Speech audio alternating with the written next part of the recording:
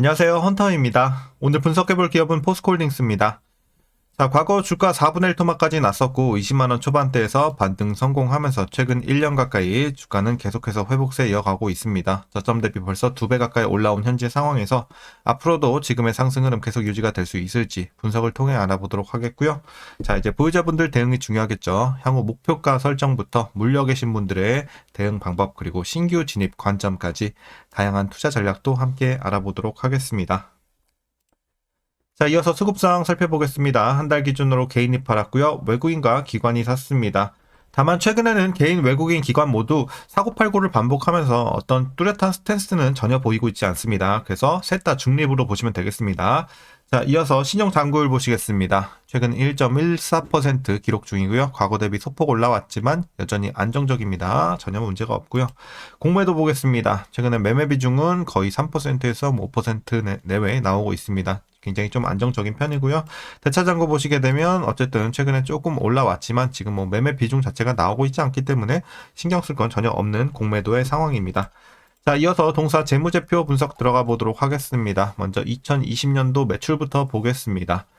57조, 76조, 84조. 자, 눌리면서 77, 72조, 69조까지 내려왔던 작년까지의 상황이었고요. 자, 드디어 반등에 오랜만에 성공하면서 올해부터는 72조, 75조 이런 식으로 계속 올라갈 전망입니다. 자, 영업이익 보겠습니다. 2조, 9조, 4조, 3조. 다소 들쭉날쭉 업앤다운 하다가 2조 1조 8천대까지 내려왔고요. 마찬가지로 올해 반등 성공하면서 매출과 함께 반등 이어갈 전망입니다. 향후 괜찮아 보이고요. 자, 당기순이익도 마찬가지로 올해 반등 성공하면서 상승 전망되고 있습니다. 그래서 올해부터는 좋은 상황이다. 이렇게 정리할 수 있겠고 작년 저점. 자, 그럼 이어서 분기별로 전년 대비 영업이익만 한번 비교해 보도록 하겠습니다. 자, 먼저 분기별로 보시게 되면 지난 3분기에는 7천에서 6천대로 살짝 눌렸고요. 4분기 950에서 150 마찬가지로 눌리는 형세 이어가고 있습니다. 자, 1분기부터 드디어 올라가는 구간. 자, 5천에서 6천 그리고 2분기 6천에서 8천으로 각각 전년 대비 올라가는 구간. 자, 그래서 작년까지는 눌렸고 올해 1분기부터는 올라갑니다. 전년 대비해서. 이렇게 보시면 되겠고요. 이어서 부채 비율 보겠습니다.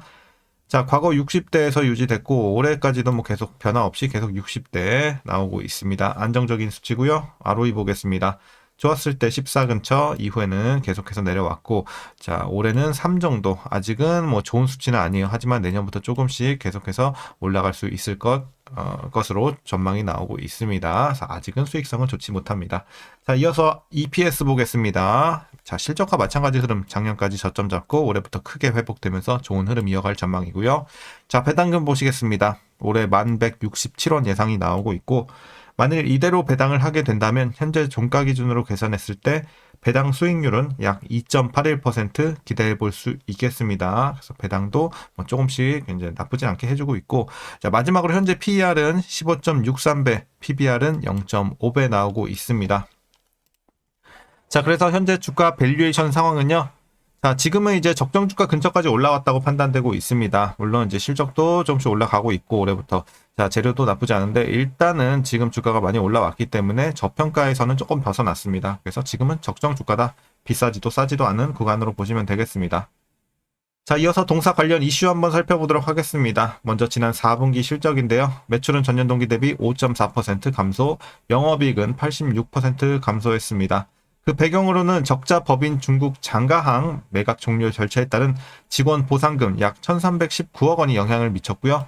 그 외에 인프라 부문에서도 구조조정 비용이 발생했습니다. 그래서 4분기는 눌리는 좀 아쉬운 모습이었고, 자, 이어서 올해 철강을 제외한 주요 사업부들의 영업실적 개선 가시성이 높겠고, 철강 사업 부문 또한 한국의 이 수입산 철강 규제 강화와 더불어 하반기로 갈수록 중국의 철강 수급도 개선될 전망입니다.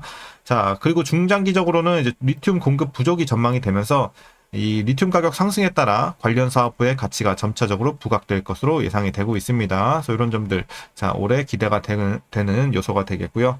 이어서 철강의 경우 관세 효과로 내수 물량이 증가하고 투입가 상승을 반영해 판매 가격을 인상할 것으로 보이는데요. 친환경 인프라의 경우 포스코 인터내셔널 인도네시아 농장을 인수한 효과가 나타날 것으로 보이고 있습니다. 그리고 올해 리튬 판매량을 5만 톤대로 추정하고 있고 포스코 필바라 리튬 솔루션 등이 이제 정상적으로 좀 가동할 예정에 있습니다. 다만 이 PPLS는 스포디우민 가격 동반 상승으로 수익성 개선이 제한적일 수는 있겠습니다만 자, 포스코 아르헨티나는 리튬 가격 상승에 따른 이 개선 효과를 기대할 수 있겠습니다. 참고하시면 되겠고요. 자, 이제 마지막 이슈입니다.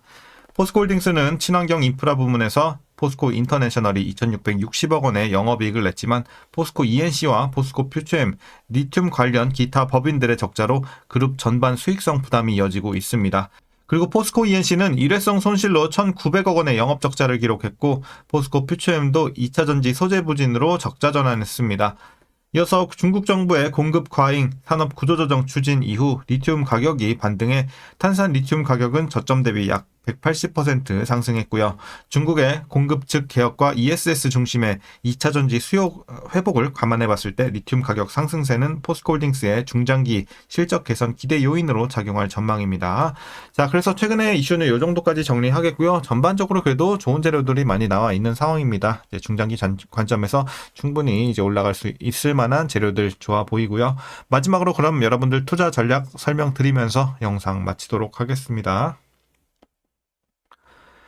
자, 먼저 신규 진입 관점에서는 긍정적으로 말씀드리겠습니다. 다만 엄청 좋은 구간까지는 아닙니다. 주가가 많이 올라왔죠. 2배나 올라왔기 때문에 지금 이제 약간 막차 느낌으로 말씀드릴 수 있을 것 같아요. 여기서 더 오른다면 솔직히 신규로서의 메리트는 잃는다라고 말씀드리겠습니다. 그래서 지금 이제 신규로 들어갈 수 있는 마지막 구간 정도 말씀드리겠습니다. 그래서 점차 계속 우상향이 진행될 가능성이 굉장히 크다고 보고 있기 때문에 여러분들 신규로는 여기까지 보시고 혹시라도 뭐 40만 원 넘어가고 이러면은 사실 여기선 들어갈 구간은 아니다라고 판단되고 있습니다. 그래서 막차다라는 관점에서 신규 진입 긍정적으로 말씀드리도록 하겠고 이어서 보유자분들의 대응 전략입니다. 먼저 목표가부터 설정하도록 하겠습니다. 자, 목표가 57만원 제시하겠습니다.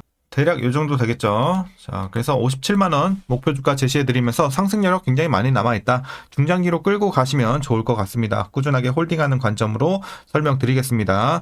자, 그럼 익절은 언제부터 시작하냐? 제가 봤을 때 한 40에서 45만원 요 근처부터 시작하시면 될 것 같아요. 그래서 아직은 뭐 익절 구간까지는 아니고 한 40만원 넘어갈 때부터 조금씩 익절 시작해 나가시면서 자, 분할로 자 올라갈 때마다 팔아 나가면서 최종으로 57만원까지 보는 전략 유효하겠습니다. 그래서 이렇게 한번 대응해 보시면 되겠고요. 자, 그럼 이제 마지막으로 위에서 물려 계신 분들의 대응 전략입니다. 제가 라인은 하나만 더 드리면 될 것 같습니다. 자, 물려 계신 분들 43만원 요 라인 보시면 돼요. 43만원 언더로 맞춰주시면 문제는 없겠습니다. 자, 43만원 위에 계신 분들은 평단이, 자, 위에 계신 분들은 43 언더로 맞춰주시고 중장기 보유하시다가 익절하시면 되겠고요. 다만 여러분들 평단이 이미 43만원 언더에 위치가 되어 계신다면 굳이 물탈 필요는 없겠습니다. 자, 43 언더에서는 어차피 물타봐야 평단은 얼마 안 내려오는데 비중만 늘어나니까 투자 비용 대비 굉장히 비효율적이다라는 관점에서 오히려 가만히 있는 게 이득입니다. 자, 물타지 마시고 43 언더에선 보유만 하다가 향후에 익절 잘 하시면 될 것 같습니다. 자, 오늘 전략 여기까지고요. 오늘도 그럼 시청해 주셔서 감사합니다.